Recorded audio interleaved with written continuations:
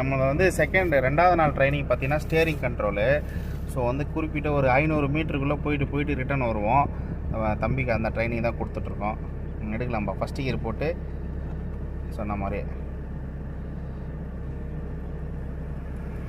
So வண்டி வரதான் check பண்ணிவிட்டு எடுங்க. இப்போ பிரேக் அழுத்தக்கூடாது, நல்லா டைட்டாக அழுத்தி பிடிச்சிட்டு பண்ணிகிட்டு இருக்க பாரு. இப்போ மறுபடியும் கரெக்டாக எடுப்பாப்புல.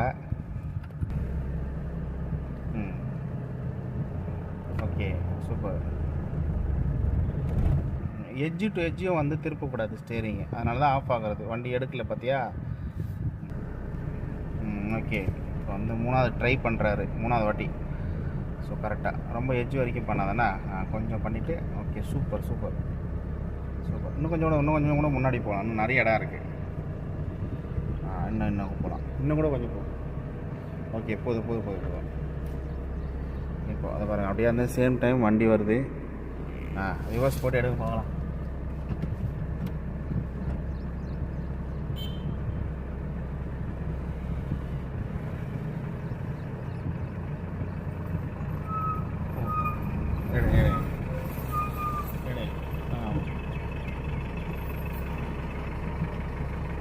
போக முடியுமா? போடு. கிளட்ச் ரிலீஸ் பண்ணி ஆக்சிலேட்டர் போடு.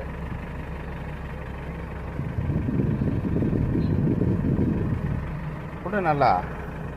கீர் கரெக்டாக போடலையோ? போடு.